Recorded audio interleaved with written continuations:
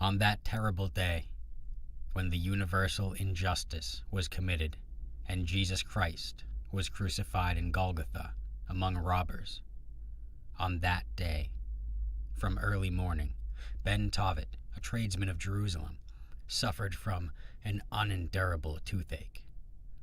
His toothache had commenced on the day before, toward evening. At first, his right jaw started to pain him, and one tooth, the one right next to his wisdom tooth, seemed to have risen somewhat, and when his tongue touched the tooth, he felt a slightly painful sensation. After supper, however, his toothache had passed, and Ben Tovit had forgotten all about it. He had made a profitable deal on that day, had bartered an old donkey for a young, strong one, so he was very cheerful and paid no heed to any ominous signs. And he slept very soundly, but just before daybreak, something began to disturb him, as if someone were calling him on a very important matter. And when Ben Tovit awoke angrily, his teeth were aching openly and maliciously, causing him an acute, drilling pain, and he could no longer understand whether it was only the same tooth that had ached on the previous day, or whether others had joined that tooth. Ben Tovit's entire mouth and his head were filled with terrible sensations of pain, as though he had been forced to chew thousands of sharp, red-hot nails. He took some water into his mouth from an earthen jug. For a minute, the acuteness of the pain subsided. His teeth twitched and swayed like a wave, and this sensation was even pleasant as compared with the other. Ben Tovit lay down again, recalled his new donkey, and thought how happily he would have been if not for his toothache, and he wanted to fall asleep, but the water was warm, and 5 minutes later his toothache began to rage more severely than ever. Ben Tovit sat up in his bed and swayed back and forth like a pendulum. His face became wrinkled and seemed to have shrunk, and a drop of cold perspiration was hanging on his nose, which had turned pale from his sufferings.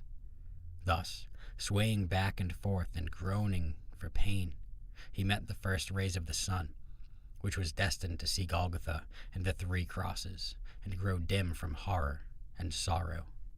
Ben Tovit was a good and a kind man who hated any injustice. But when his wife awoke, he said many unpleasant things to her, opening his mouth with difficulty, and he complained that he was left alone, like a jackal, to groan and writhe for pain. His wife met the undeserved reproaches patiently, for she knew that they came not from an angry heart, and she brought him numerous good remedies: rat's litter to be applied to his cheek, some strong liquid in which a scorpion was preserved, a real chip of the tablets that Moses had broken.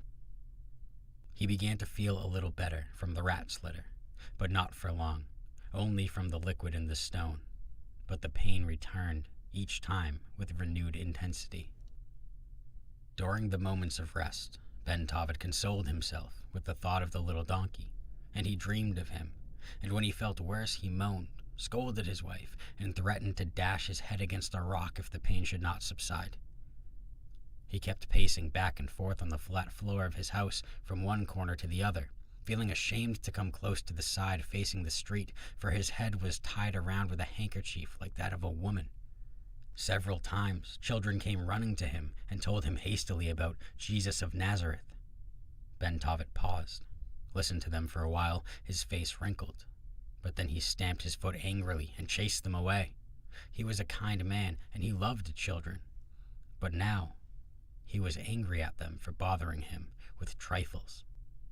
It was disagreeable to him that a large crowd had gathered in the street and on the neighboring roofs, doing nothing and looking curiously at Ben Tovit, who had his head tied around with a handkerchief like a woman.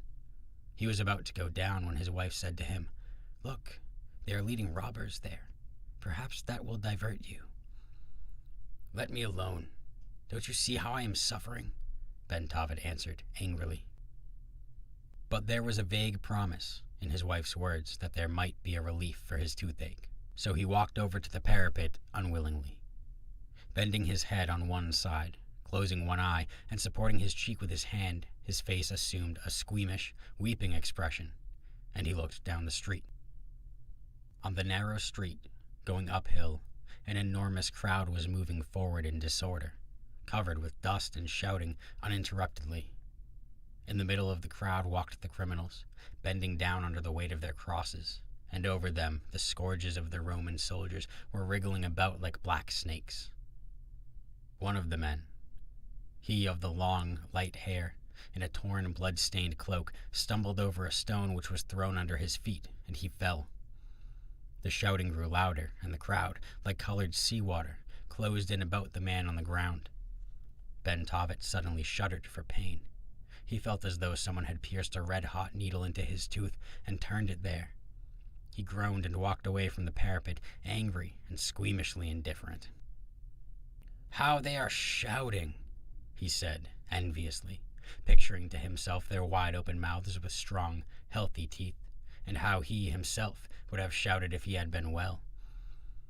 This intensified his toothache, and he shook his muffled head frequently and roared, "Moo! Moo!" "They said that he restored sight to the blind," said his wife, who remained standing on the parapet, and she threw down a little cobblestone near the place where Jesus, lifted by the whips, was moving slowly.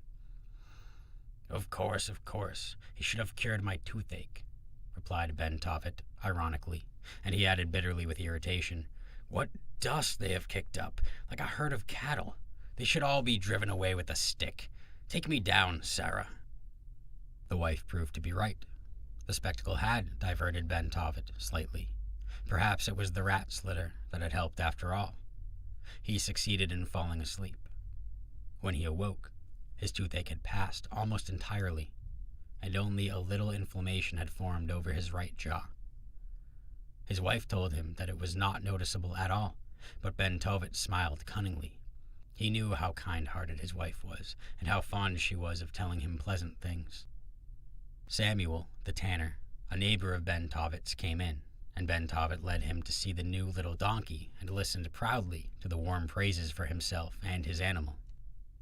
Then, at the request of the curious Sarah, the three went to Golgotha to see the people who had been crucified.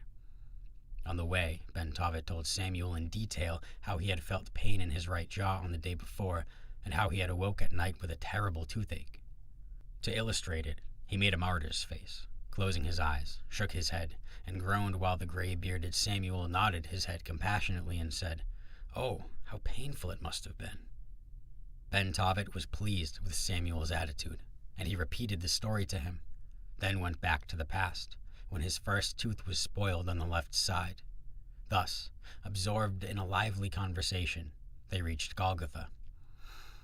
The sun, which was destined to shine upon the world on that terrible day, had already set beyond the distant hills, and in the west a narrow, purple-red strip was burning like a stain of blood. The crosses stood out darkly but vaguely against this background, and at the foot of the middle cross, white, kneeling figures were seen indistinctly. The crowd had long dispersed. It was growing chilly, and after a glance at the crucified men, Bentovit took Samuel by the arm and carefully turned him in the direction toward his house. He felt that he was particularly eloquent just then, and was eager to finish the story of his toothache. Thus they walked, and Bentovit made a martyr's face, shook his head and groaned skillfully, while Samuel nodded compassionately and uttered exclamations from time to time, and from the deep, narrow defiles out of the distant, burning plains rose the black night. It seemed as though it wished to hide from the view of heaven the great crime of the earth.